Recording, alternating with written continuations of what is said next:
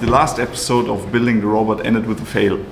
I had to remachine the pockets for the homing sensors and crash the probe. Luckily I still had another tip left over and measured it quickly. Then we could add these two pockets.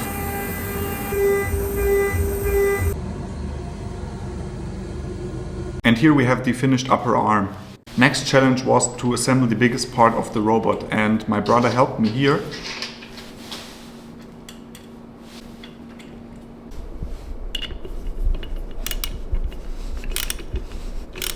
After checking the play and smoothness of the joint, we were very happy with the result and quickly wanted to test the arm with the plastic cycloidal gears.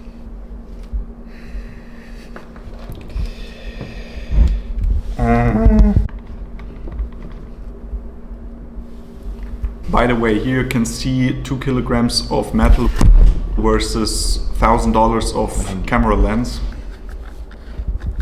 And as you can see, the arm is easily backdrivable. Now installing the homing sensors was super smooth and easy.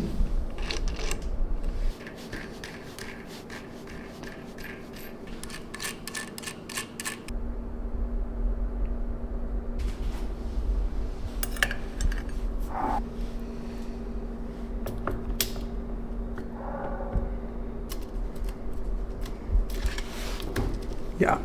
Now a quick assembly of the elbow joint from the third video to test the robot arm with the software.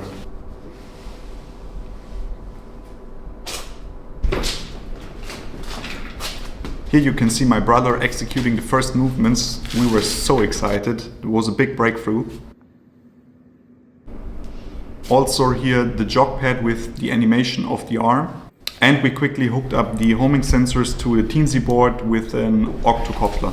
To make more exciting moves, we needed to fix it to the table, so we sacrificed this desk to this robot.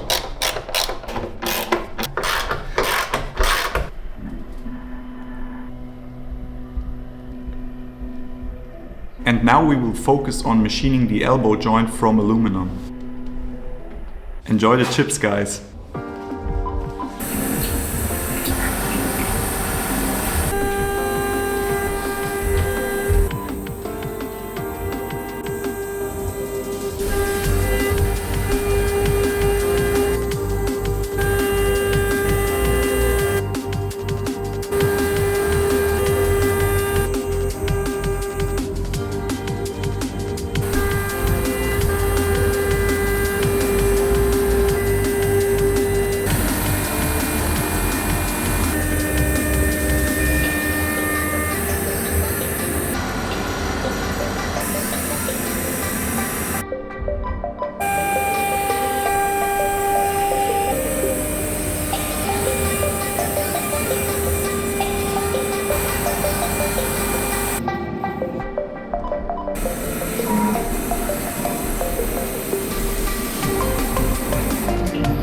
Yeah.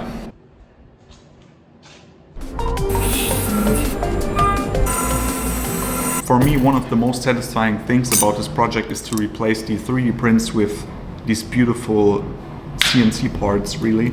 Since we have metal on metal here, I greased up the bearing. And in the meantime, some new parts arrived. The optocoupler, the CNC breakout board, bearings and some belts. And we are now starting to prototype the wrist drive. So now enjoy the machining of the second elbow part.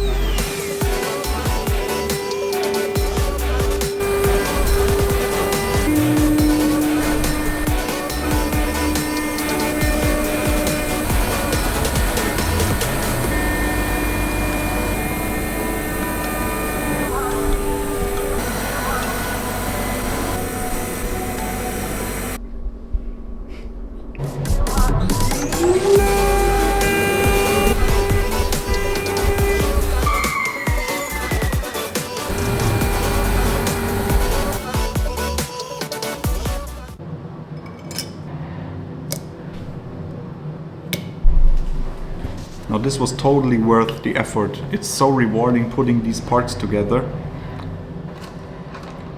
And the smoothness and the rigidity of the joint is really impressive.